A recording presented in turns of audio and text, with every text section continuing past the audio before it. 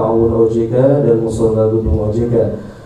Terus OJK mengundang Bapak Ibu jamaah sekalian untuk turut serta dalam amal jariah ini dengan menyalurkan infak melalui BSI 722222138 atas nama Rois OJK, dan batas akhir infak pengadaan karpet Masjid At-Ta'awun OJK adalah hari Jumat tanggal 4 Juli 2025. Semoga partisipasi dan keikhlasan Bapak Ibu jamaah sekalian dalam program ini menjadi amal kebaikan yang terus mengalir pahalanya. Amin ya rabbal alamin. Demikian informasi yang dapat kami sampaikan. Wabillahi taufiq wal hidayah wal hidayah wa afu minkum. Assalamualaikum warahmatullahi wabarakatuh.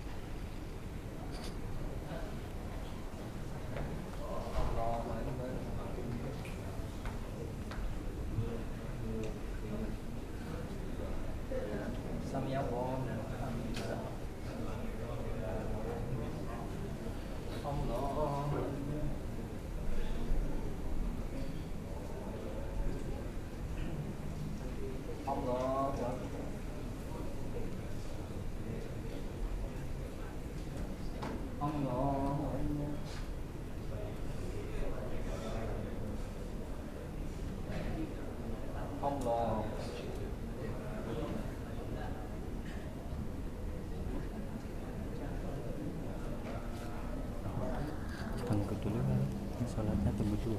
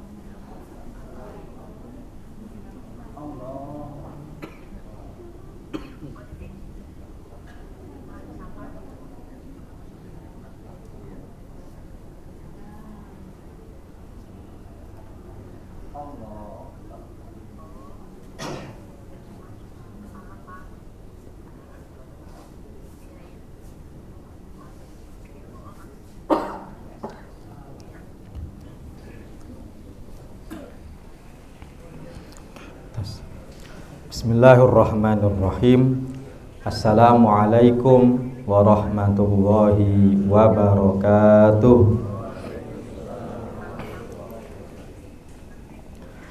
Alhamdulillahi rabbil alamin. Wassalatu wassalamu ala asyrafil anbiya'i wal mursalin, nabiyina wa maulana Muhammad wa ala alihi wa ashabihi wa man sara ala nahjihi ila yaumiddin. Rabbi syrah li sadri wa yassir li amri wahlul 'uqdatan min lisani yafqahu qauli, amma ba'du. Bapak-bapak, ibu-ibu, teman-teman jamaah sholat zuhur Masjid At-Ta'awun yang tak lupa yang hadir, saya doakan semoga selalu sehat walafiat. Semoga Allah selalu melimpahkan rahmatnya, maghfirah serta ridhonya kepada kita semuanya. Kita di dunia mendapatkan kebaikan, kelak di yaumul kiamah juga semoga dapat kebaikan, masuk surga tanpa hisab. Amin ya robbal alamin. Hari ini hari Kamis tanggal 9 Zulhijjah. Tak terasa Pak, kita sebentar lagi mau lebaran.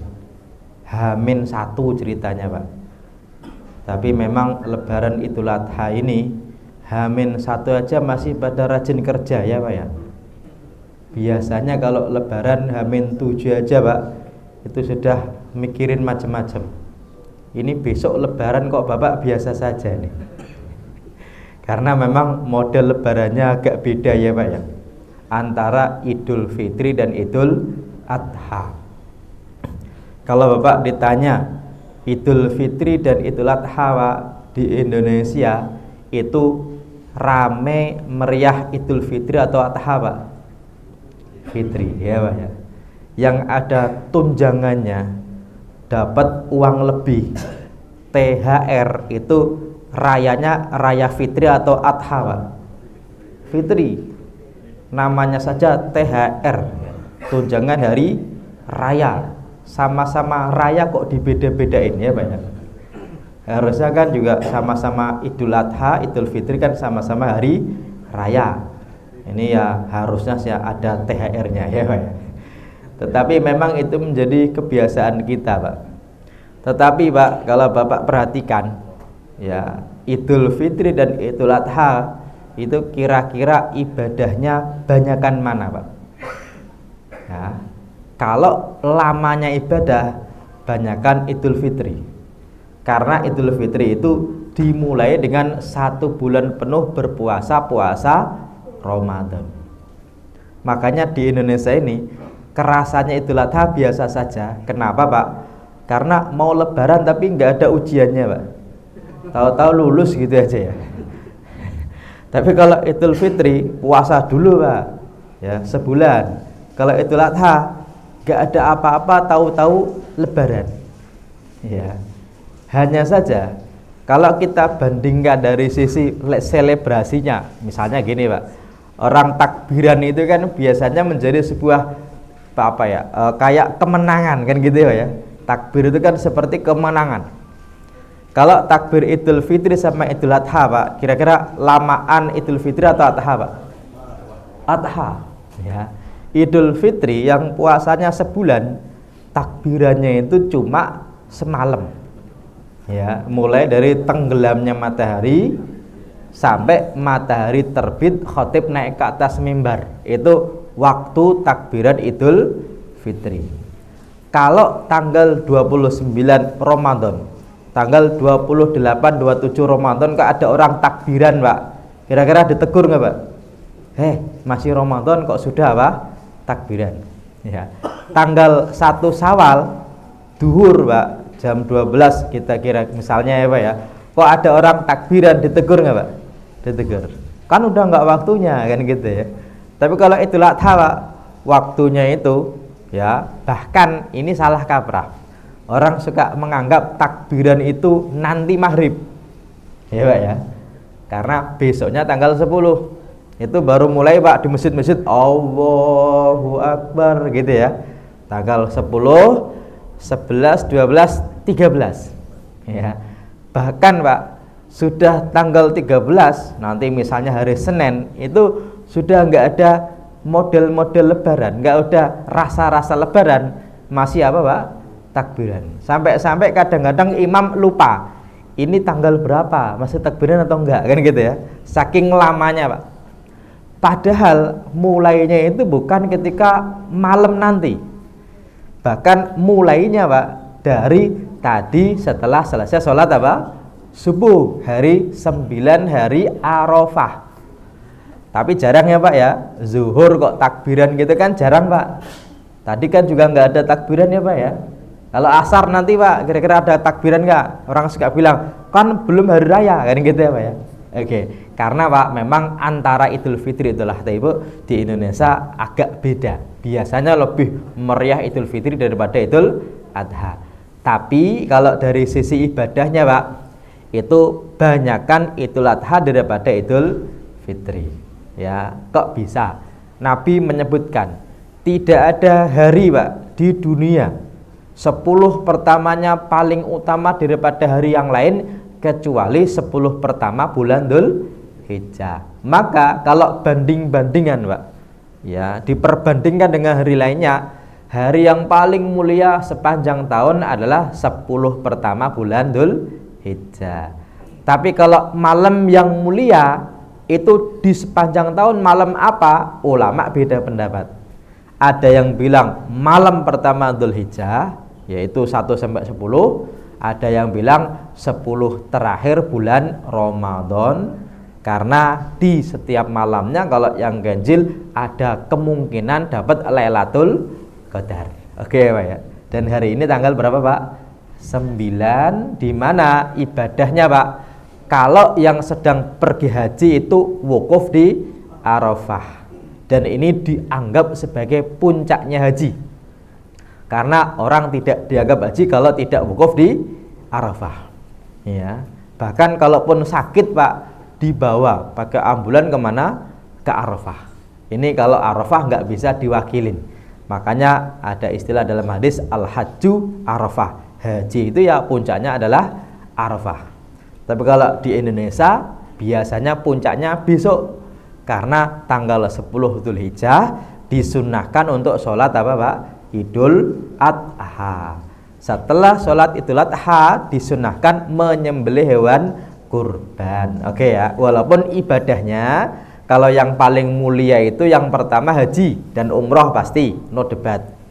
Tapi kalau tidak haji umroh Pak, yang paling mulia adalah menyembelih hewan kurban bagi yang punya kesempatan rezeki, punya keluasan rezeki ya. Tapi kalau tidak, setidaknya hari ini puasa ya, karena dari tanggal 1 sampai 9 yang ada fadilah khususnya tentang puasa, itu puasa tanggal berapa Pak?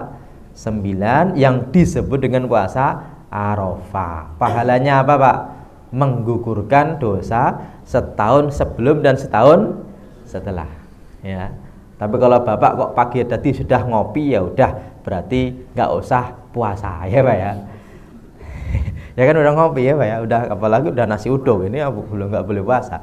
Tapi tenang aja Pak, Bagi Bapak yang hari ini kok tidak puasa, bisa dapat pahala seperti orang berpuasa. Caranya bagaimana, Pak? Memberi makan orang yang berpuasa atau berbuka puasa. Ya, berpuasa atau berbuka puasa. Karena kalau memberi makan orang yang berpuasa, Pak, itu nggak boleh ya, Pak ya. Orang temennya puasa kok dikasih makan kan nggak boleh, Pak ya. Makanya kalau ada nih, nanti sore apa yang mau puasa, buka puasa siapa nih? Saya transfer ya, Pak ya, atau Bapak umumin di status WA. Hari ini yang puasa silakan hubungi saya transfer 50.000 minimal. Kalau yang daftar kok sampai 50 orang, Pak, lumayan sih ya, Pak ya. Tapi kalau 50 orang kok makan buka puasanya dengan uang kita, berarti hari ini kita nggak puasa, Pak, tapi dapat transferan pahala puasa dari 50 orang. Bisa jadi pahalanya malah lebih banyak daripada orang yang berpuasa. Ini namanya pengepul hadiah puasa ya, Pak ya. Dia pengepul pahala puasa, Pak. Nggak puasa tapi dapat pahala puasa banyak. Jangan-jangan nanti di akhirat, Pak, ini dibawa sama malaikat masuk surga jalur Ar-Royan. Padahal jarang puasa, Pak ya. Kok bisa? Karena ternyata pahala puasanya banyak. Ini jalur undangan, namanya honoris causa, Pak ya. Kenapa? Enggak puasa tapi dapat pahala, Pak, puasa ya. Boleh kalau hari ini enggak puasa, karena tidak semua orang itu rajin puasa, Pak ya. Dan orang boleh memilih model ibadahnya masing-masing. Kalau Bapak kok dikit-dikit lapar, Pak, dikit-dikit pengen makan, ya udah, jalur surganya jangan puasa ya, Pak ya. Jalur yang lain, sedekah misalnya. Tapi kalau duitnya Bapak kok nggak banyak dan jarang sedekah, ya udah, jalurnya apa, Pak? Puasa saja ya, Pak ya. Untung hitung-hitung ngirit kan gitu kan ya. Ini boleh. Ini berpuasa tanggal 9. Besoknya baru melaksanakan sholat Idul Adha, Pak. Terus biasanya kita nyembelih hewan kurban. Oke ya. Dan Nabi menyatakan siapa yang punya keluasan rezeki kok nggak ikut kurban, jangan deket-deket tempat sholat kami atau musola kami. Ini bagi yang punya kesempatan diberi rezeki, semoga bisa ikut menyembelih hewan kurban, karena kita nggak tahu, Pak, tahun depan kita masih ada atau tidak ya, Pak ya. Hanya saja, Pak, dalam bab tentang penyembelihan hewan kurban di Indonesia ada yang unik, dan ini bisa dikatakan baru, Pak, yaitu kebanyakan orang nyembelih kurbannya di rumah atau di masjid, Pak. Biasanya di rumah atau di masjid? Di masjid. Jarang-jarang orang nyembelih kurban di rumah ya, Pak ya. Oke. Walaupun kalau ditanya dulu, Pak, Nabi nyembelih kurbannya di rumah atau di masjid? Kira-kira jawabannya apa, Pak? Ya udah, saya kasih pilihan ganda aja. Bapak nanti pilih, silakan Bapak pilih ya, Pak ya. Pertanyaannya begini. Dulu Nabi ketika Idul Adha nyembelih kurban di mana? A. Di masjid, B.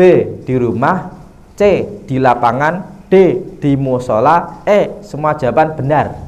Jawabannya A, B, C, D atau E, Pak? Semua jawaban benar. Di masjid atau rumah atau lapangan atau musola? Di mana, Pak? Kayaknya nggak benar. Ya udah, berarti E saya ganti. Semua jawaban salah ya, Pak ya. Mana, Pak, kira-kira? Ini kalau yang benar nanti dapat hadiah umroh Jawa nih, Pak. Ini, Pak, ini jarang orang tahu ya. Ya penting nggak penting. Yang penting kan kita korban kan gitu ya, Pak ya. Walaupun kita jarang tahu, emang dulu Nabi korban di mana? Atau ginilah pertanyaan yang lain. Kira-kira, Pak, di zaman Nabi ketua panitia kurbannya itu siapa, Pak? Ya. A. Abu Bakar ya. B. Umar, C. Utsman, D. Ali, E. Semua jawaban salah. Kira-kira siapa ketua panitianya, Pak? Semua jawaban salah. Lah kalau ini benar ya, Pak ya. Oke. Gini, Pak, ini jarang orang tahu. Di mana sebenarnya, Pak, Nabi nyembelih kurban itu di mana Nabi sholat Id. Ya. Karena Nabi setelah sholat Id turun dari mimbar, Nabi diberi hewan kurban yaitu berupa domba, lalu Nabi menyembelihnya. Ya, dan Nabi sholat Idnya di masjid atau di lapangan? Jawabannya tidak di masjid, tidak di lapangan. Loh, kok bisa? Di musola. Ini Bapak aneh ini, Pak ya. Aneh, Pak ya? Oke, karena apa Pak? Karena tempat sholat untuk sholat id di zaman Nabi itu orang sekarang membahasakan dengan apa? Lapangan. Sebenarnya bahasa Arabnya adalah musola. Ya, dalam hadis riwayat Imam Bukhari dari Ibnu Umar Pak. Ibnu Umar bilang begini, karena Rasulullah Shallallahu Alaihi Wasallam yadbahu wa yanharu bil musola. Nabi nyembelih hewan kurban itu di musola. Makanya hadis ketika menyebutkan tentang yang punya uang banyak, man kana lahu sa'atun, siapa yang punya keluasan rezeki, walam yudhahi, tidak ikut nyembelih kurban, fala yaqrabanna musallana, jangan dekati apa Pak? Musola kami. Ya, musola ini bukan musola kita, tapi tempat untuk sholat Idul Fitri, Idul Adha, sholat minta hujan, namanya apa? Musola. Ya Pak ya. Di Indonesia diterjemahkan jadi lapangan. Sebenarnya Pak, artinya adalah tanah lapang. Karena kalau lapangan itu bahasa Arabnya bukan musola, tapi maidan. Ya, makanya di Indonesia itu Pak, di Jakarta itu ada Maidan Merdeka, ya Pak ya. Itu lapangan merdeka. Medan laga, medan pertempuran, itu artinya apa? Lapangan. Tapi kalau musola itu tempat sholat yang digunakan untuk sholat id, Idul Fitri, Idul Adha, dan sholat minta hujan. Namanya apa? Musola. Hanya saja orang Indonesia menyebut musola itu sama dengan adiknya masjid. Ya Pak ya. Oke ya. Kalau yang besar digunakan untuk Jumatan namanya masjid. Kalau yang kecil tidak digunakan untuk Jumatan namanya musola. Sama dengan surau Pak. Sama dengan langgar ya Pak ya. Makanya Bapak pernah nggak sholat di langgar Pak? Pernah ya. Ini kan bahasa kita, langgar. Karena sebenarnya Pak, Nabi sholat idnya di mana? Musola. Setelah sholat id, Nabi menyembelih hewan kurbannya di musola tadi. Kalau sahabat Nabi kebanyakan di rumah masing-masing ya. Makanya di zaman Nabi Pak, hampir-hampir tidak ada panitia kurban. Ini yang saya akan bahas pada kesempatan kali ini. Maka ketika bicara mengenai hukum panitia kurban, itu tidak ada Pak padanannya persisnya di zaman Nabi. Misalnya gini, Pak Ustadz, panitia kurban itu dapat berapa plastik ya Pak Ustadz ya? Ya Pak ya? Oke ya. Pak Ustadz, panitia kurban boleh masak-masak dagingnya enggak ya? Nanti buat makan siangnya, kan gitu Pak ya? Oke. Pak Ustadz, panitia kurban kalau dapat cashback dari hewan kurban itu dapat bagian juga enggak ya? Itu kan hari ini tuh Pak tuh. Terus kepalanya boleh enggak ya buat panitia kurban? Kulitnya boleh enggak ya? Kan gitu Pak ya. Itu kan hari ini banget Pak. Yang mana kalau ditanya hukumnya di zaman Nabi bagaimana? Jawabannya di zaman Nabi pun tidak ada. Ya, makanya Pak, positioning panitia ini dalam hukum tentang pengkurban itu seperti wakaf atau seperti zakat? Jawabannya tidak seperti wakaf, tidak seperti zakat. Bahkan Pak, kalau ditanya panitia kurban itu bahasa Arabnya apa Pak? Wallahu alam ya Pak ya. Oke. Oke, kenapa Pak? Kalau wakaf, yang ngurusi benda wakaf itu namanya apa? Nazir. Ya, ini ada hukumnya khusus, nazir. Ya, bahkan di Indonesia sudah ada undang-undang pernaziran. Undang-undang wakaf itu sudah ada Pak, zamannya Pak SBY. Kalau zakat yang ngurusin namanya apa? Amil. Selebihnya tidak ada nazir, tidak ada amil. Kalaupun ada ngurusin namanya panitia. Dalam bahasa Arab panitia apa? Ya sebut saja apa nih? Khotim atau mudabir ya Pak ya. Kalau di pesantren ada mudabir, pengurus kan gitu ya. Ya kalau panitia kurban apa? Mudabir atau khotim atau awan dan lain sebagainya. Tapi Pak, hukumnya beda dengan nazir, hukumnya beda dengan amil. Bahkan orang yang berhak menerima hewan kurban, daging kurban pun Pak, awalnya tidak disebut dengan mustahik. Kenapa? Karena mustahik hanya untuk apa Pak? Zakat. Cuma orang kita nyebut istilah dengan mustahik sama-sama dengan zakat. Karena di Indonesia itu biasanya gini, sebelum Idul Adha, sebelum Ramadan itu kan masjid mengurus membentuk kepanitiaan ya Pak ya, panitia Ramadan. Terus sekaligus selain mengurusi tentang ceramah-ceramah, kemudian sholat tarawih imam, terus termasuk nanti buka puasa bersama, ngurusi apa Pak? Zakat. Maka plus nih panitia Ramadan plus amil apa? Zakat. Kan gitu ya Pak ya. Orangnya kan biasanya begitu tuh Pak tuh. Nah, masjid A menerima menyalurkan zakat mal dan zakat fitrah misalnya gitu Pak. Biasanya dibentuk lagi panitia kurban dan kadang-kadang orangnya itu saja. Maka seolah-olah panitia kurban dengan amil zakat itu mirip Pak. Tapi bedanya apa? Yang pertama dari sisi namanya beda. Yang kedua dari sisi upahnya Pak.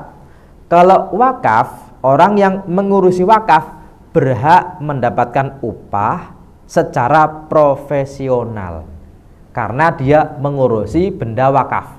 Ya, ini kalau saya bilang wakaf Pak, Bapak bayangannya jangan selalu masjid, jangan selalu madrasah, jangan selalu karpet dan Quran.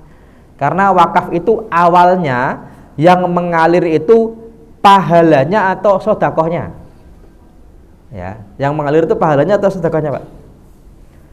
Dua-duanya, ya Pak ya. Oke, saya ulangi. Wakaf itu Pak, yang mengalir itu pahalanya atau sedekahnya Pak? Dalam bahasa Arabnya, wakaf sama dengan atau muradifnya atau perpadan katanya Pak? Sedekah jariyah. Berarti Pak, yang mengalir sedekahnya atau pahalanya? Sedekahnya. Kenapa Pak? Karena pahala yang mengalir belum tentu sedekahnya mengalir. Tapi kalau sedekahnya mengalir, pasti pahalanya juga mengalir. Contoh Pak, ada orang kok wakaf Quran, ya Pak ya. Oke. Logikanya, ketika ada orang kok wakaf Quran, biar dapat pahala, yaitu ketika apa Pak? Qurannya dibaca orang, kan gitu ya Pak ya. Tapi kalau Qurannya kok nggak dibaca orang, kira-kira pahalanya mengalir nggak Pak? Enggak, kan gitu ya. Apalagi Pak, sekarang jarang orang baca Quran pakai mushaf, pakainya apa Pak? HP, kan gitu ya Pak ya. Oke, orang nih wakaf apa? Karpet. Semoga nanti Bapak bisa ikut wakaf karpet ya Pak ya. Oke, pertanyaannya gini Pak, kalau misalnya nanti bulan Juli ditutup nih, wakaf karpet udah dapat kebeli, ya, wakaf karpet udah jadi bagus nih, dibuat sholat. Pertanyaannya, yang dulu pernah ikut wakaf karpet ini Pak, sedih nggak Pak karpetnya digulung Pak? Ya, dulu misalnya nih dulu kan ada ngadain apa wakaf karpet, ini nih wakafnya hasilnya mau diganti ceritanya Pak. Ya, terus sekarang udah nggak dipakai Pak, berarti pahalanya mengalir nggak Pak? Wallahu a'lam ya Pak ya. Oke, makanya Pak sampai ini ada masjid nih Pak nih. Imamnya itu Pak, yang imaman itu karpetnya sampai 5 lapis Pak. Saya itu kaget, ini ngapain 5 lapis kok nggak diganti? Ini Pak Ustadz yang ngasih nggak mau diganti. Kenapa? Takut nggak dapat pahala, ya Pak ya. Gara-gara nggak digunain lagi untuk apa Pak? Sholat. Ya, berarti nanti ini kalau digulung, berarti nggak ngalir dong, kan gitu Pak ya. Oke, lah terus gimana dong? Ya udah, tinggal ditimpa aja Pak ya. Di atasnya tambah satu lagi kan, berarti kan tambah tebel tuh Pak tuh. Ya nanti bagi aja lah pahalanya gimana terserah kan gitu ya. Sebenarnya Pak, ini memang logika yang sangat sederhana tentang wakaf, yaitu pahala mengalir. Padahal dari dulu yang namanya wakaf yang mengalir bukan hanya pahalanya tapi apa? Sodakohnya. Kok bisa Pak? Dulu Utsman bin Affan punya sumur namanya Romah ya Pak ya, dibeli dari seorang Yahudi Pak. Terus Pak diwakafin, ya diminum airnya betul Pak.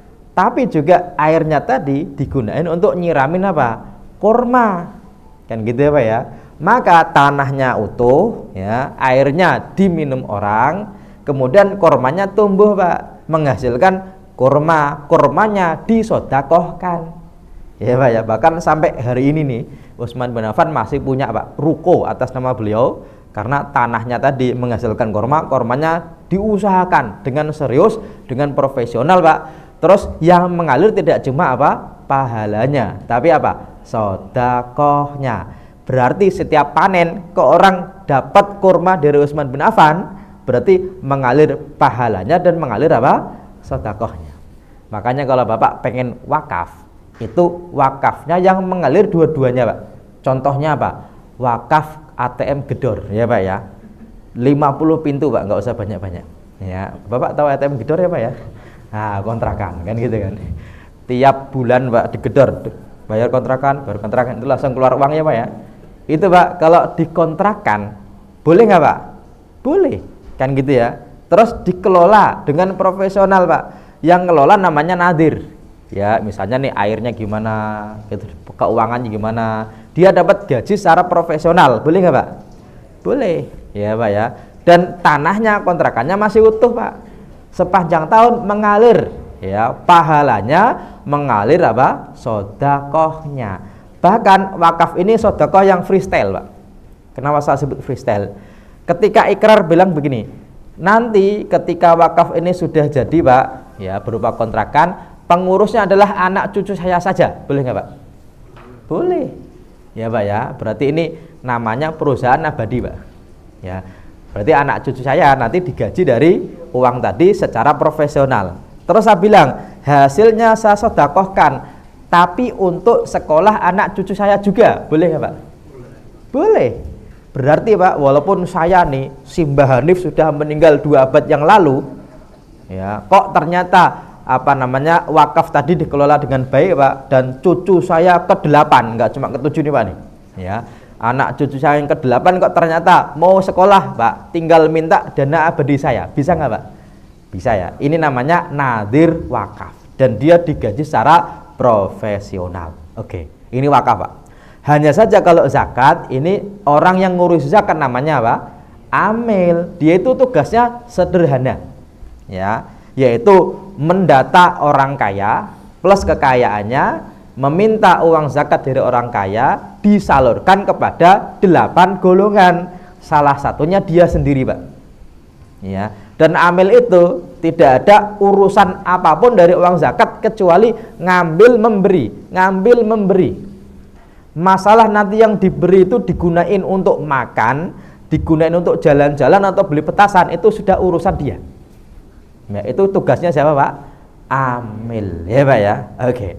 Kayak apa? Ya kayak DJP gitu Pak. Ya, Direktorat Jenderal Pajak gitu ya. Ya, tapi plus selain dia ngambil juga menyalurkan. Masalah nanti untuk apa si mustahiknya itu sudah urusan mustahik Pak. Itu siapa? Amil. Dan dia bedanya dengan nadir Pak. Kalau nadir itu digaji dari hasil dari wakafnya. Kalau amil digaji dari hasil pengumpulan. Ya, pengumpulan dari apa? Uangnya tadi. Karena wakaf itu diusahakan barangnya masih utuh Pak, tidak yang habis dimakan, kan gitu Pak ya.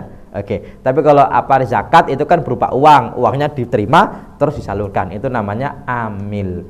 Tapi kalau panitia kurban tidak ada upah khusus. Ya, tidak ada upah khusus. Bahkan Pak dalam hadis yang lain dikatakan kalau Nabi pernah minta tolong kepada Ali bin Abi Thalib untuk ngurusin hewan kurbannya. Nabi memberikan arahan kepada Ali, "Hei Ali, tolong sedekahkan semuanya ya." Ya, kata Nabi, "Tolong sedekahkan semuanya. Baik dagingnya, baik kulitnya, baik apapun dari hewan kurbannya tadi, Pak." Dan kata Nabi gini, "Jangan kamu kasih upah tukang jagalnya dari apa Pak? Dagingnya." Kan gitu Pak ya. Oke. Terus kata Ali, "Aku memberi tukang jagalnya upah dari uangku sendiri. Nahnu nu'tihi min indina." Ya, ini pesan Nabi kepada Ali bin Abi Thalib untuk mengurusi hewan kurbannya. Dan Ali minta tolong kepada orang yang menyembelih untuk menyembelih. Kemudian kata Nabi, jangan kasih upah tukang jagalnya dari dagingnya. Tapi Ali tidak berarti tidak memberi upah Pak. Tapi kata Ali apa? Saya kasih upah dari uangku sendiri. Ya.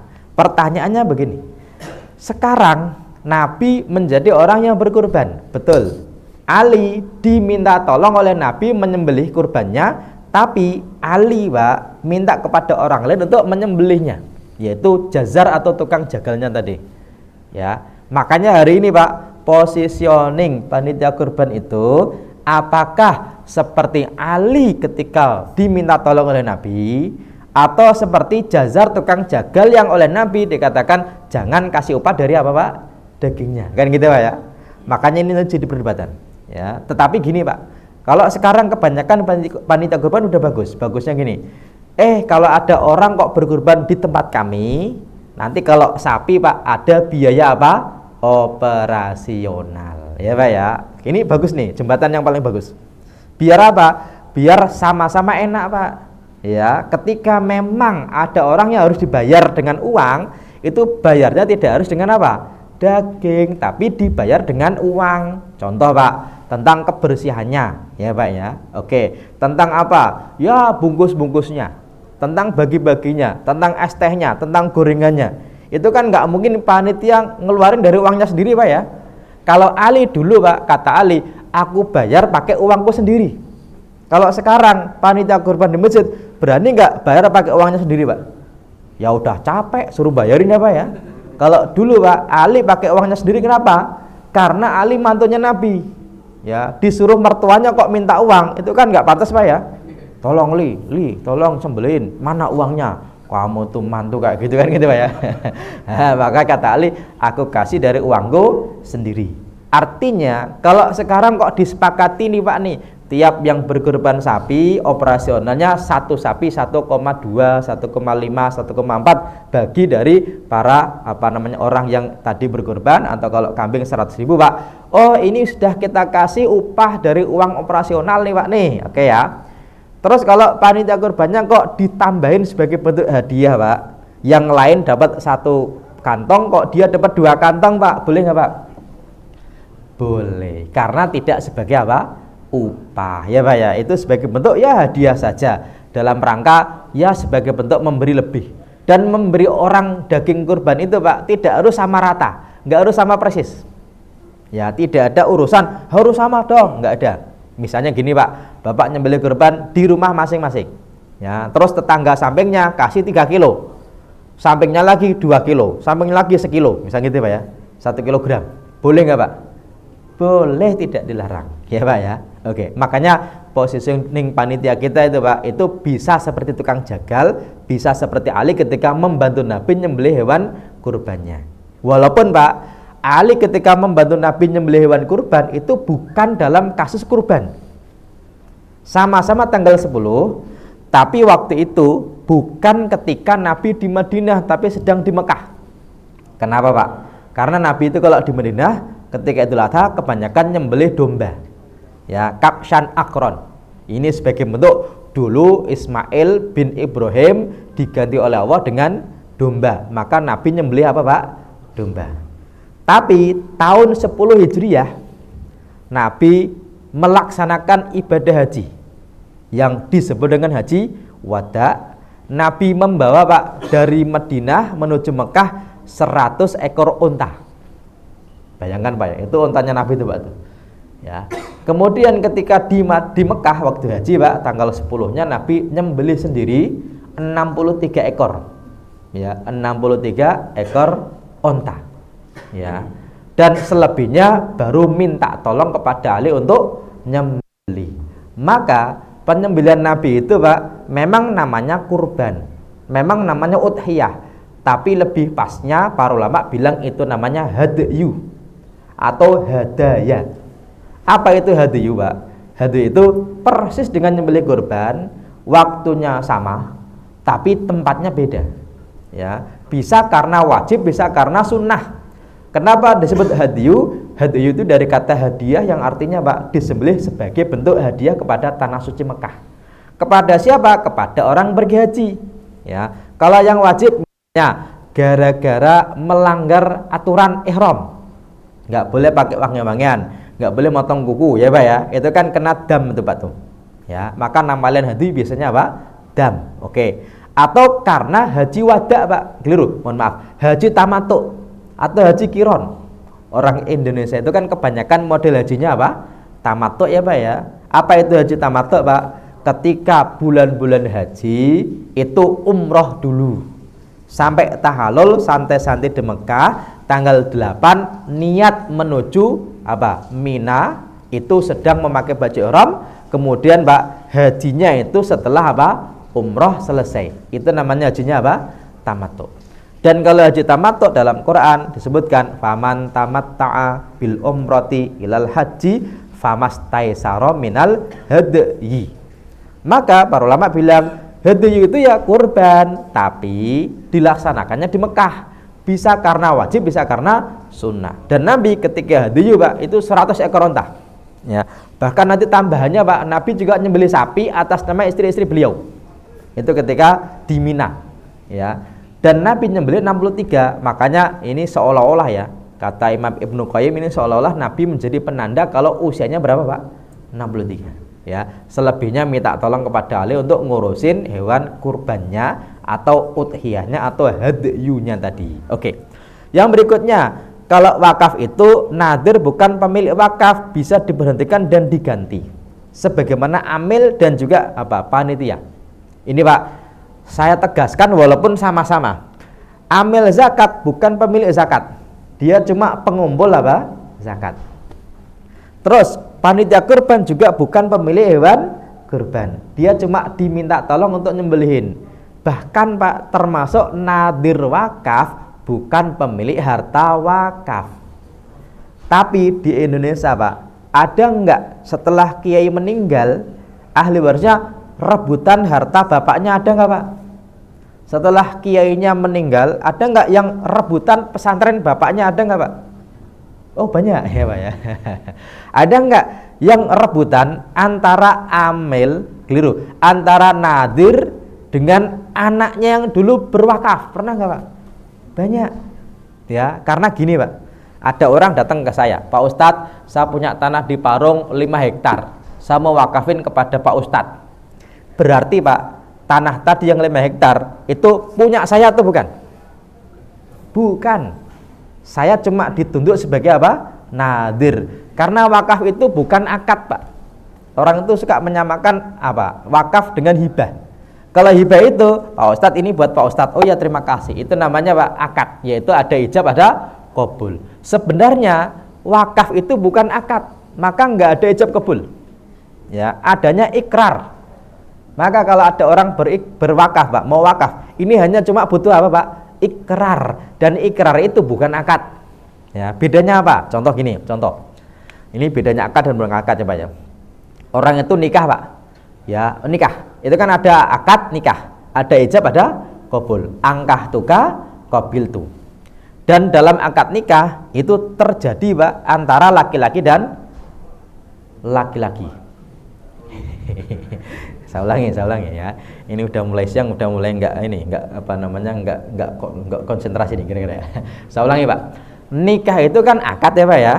Terjadi antara laki-laki dan laki-laki. Ya. Kalau nikahnya Pak antara laki-laki dan perempuan, bener ya Pak ya? Bener, karena yang berakad itu antara mempelai laki-laki dengan walinya perempuan. Ya, kalau ternyata mempelainya perempuan kok di kamar, kok nggak hadir waktu akad Pak, sah nggak akadnya? Sah nggak Pak? Sah, ya Pak ya. Yang penting ada, nggak harus hadir. Yang penting ada. Ya, kalau nggak ada baru nggak sah. Ya. Walaupun orang Indonesia itu Pak, kalau pas sebelum nikah ya pasti disandingkan ya Pak ya. Kalau kata zaman dulu, kata orang-orang tua kita dulu kan di kamar dulu, nanti sambil nangis-nangis kan gitu ya Pak ya. Terus setelah sah baru berani, baru malu-malu kan gitu kan ya. Sekarang Pak, baru pacaran aja udah Pak? Bapak ibu ya panggilannya Pak ya. Ayah mami kan ya Pak ya. Oke ya. Kalau dulu katanya sih begitu Pak. Wallahualam ya. Nah, kalau orang nikah itu kan akad, ada ijab, ada qabul. Kalau cerai itu Pak, akad atau bukan? Ya. Ketika suami bilang, istriku kamu saya cerai, itu istrinya harus bilang, saya terima cerainya gitu nggak Pak? Enggak. Maka dia bukan akad, kan gitu Pak ya. Kalau hibah itu akad, ada ijab, ada qabul antara wahib dan mauhub, ya, lahu, antara orang yang memberi dengan orang yang menerima. Tapi kalau wakaf itu bukan akad, makanya hanya ada ikrar. Saya berwakaf. Terus saya angkat nadir. Dan nadir itu bukan pemilik benda wakaf, dia hanya cuma pengurus benda wakaf. Ya. Tapi Pak, dalam undang-undang itu ada. Nadir itu ketika meninggal itu sebenarnya wakafnya usai Pak. Maksudnya nadir kepengurusan dia tentang wakaf tadi usai. Dan tidak ada istilahnya nadir diwariskan kecuali diangkat lagi. Ya. Cuma Pak, orang sekarang kalau Bapak nih wakaf kepada saya tanah 5 hektar, terus saya bilang, waduh, oke saya terima, tapi nggak janji ya Pak ya, saya segera bangun. Ternyata sampai 10 tahun Pak nggak segera saya bangun. Saya cuma tanamin singkong sama kelapa sama yang lain sebagainya. Dan hasilnya malah buat anak saya Pak. Ya, sama bapak gini, Pak Ustadz, tanahnya saya minta kembali, boleh nggak Pak? Ya, jawabannya boleh. Karena bapak tidak mencabut wakaf, tapi mencabut siapa? Nadir wakaf. Ya, yang dicabut adalah kepengurusan orang tadi terhadap apa? Wakaf, bukan wakafnya. Yang nggak boleh itu Pak, bapak sedekah ke orang kok bapak minta lagi, itu seperti anjing muntah, muntahnya dimakan kembali. Ya Pak ya. Oke, ini nanti kapan-kapan kita akan bahas lebih detail. Tapi yang jelas Pak, nadir wakaf bukan pemilik harta wakaf, sebagaimana amil, sebagaimana juga panitia kurban. Kalau diberikan kepada siapa saja, kalau wakaf Pak bebas tergantung dari ikrarnya. Ya, kalau amil kepada orang yang berhak dari 8 golongan. Kalau kurban awalnya Pak tergantung permintaan dari orang yang berkurban. Awalnya begitu Pak. Maksudnya gini, saya minta tolong bapak tolong sembelihnya. Tapi nanti ya saya minta Pak paha depan, paha belakang ya Pak ya, sama hati sama dalamnya, jeroannya. Itu kira-kira boleh nggak Pak? Awalnya boleh saja. Tapi kalau hari ini kok ada orang kok kurban di masjid kok minta begitu, itu jadi omongan Pak setahun lamanya ya Pak ya. Katanya kurban di masjid, ya Pak ya, sudah minta paha depan, ya, minta 10 paket, kan gitu ya.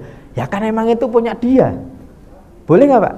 Boleh Pak, nggak dilarang, ya Pak ya. Kalau misalnya dia minta untuk dibawa ke rumah semua, boleh, nggak masalah. Yang penting Bapak jadi panitia, mau nggak nyembelin Pak?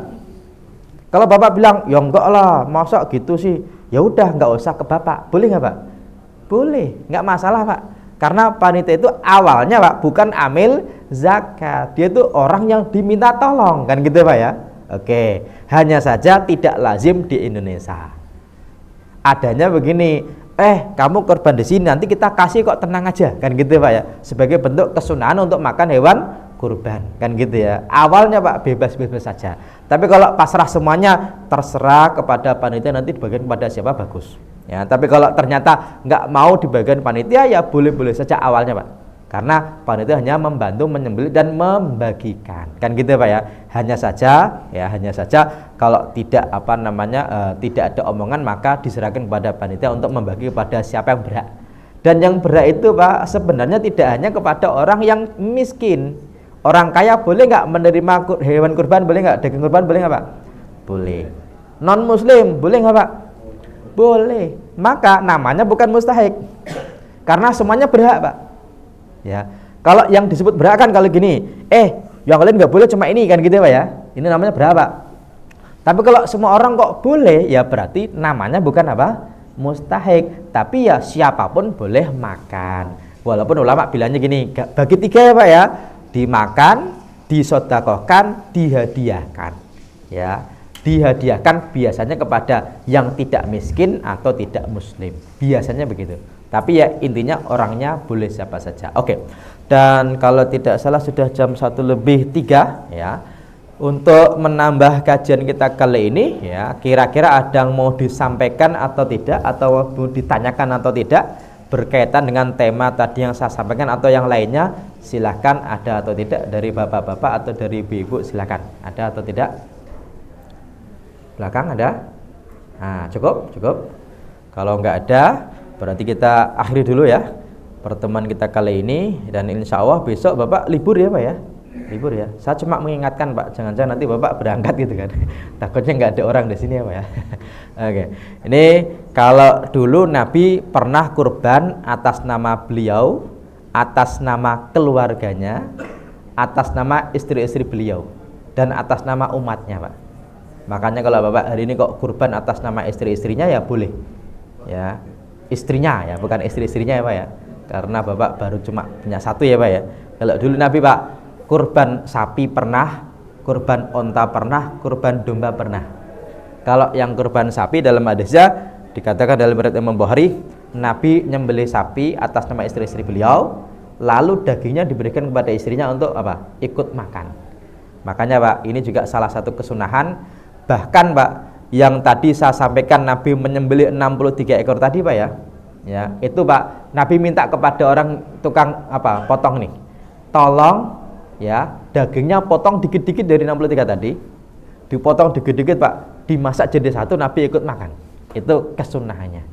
Ya, makanya kalau ditanya bagusan kurban di dekat atau di jauh, jawabannya dari sisi ikut makan dagingnya itu sunnah di dekat ketika kita bisa ikut apa? Makan.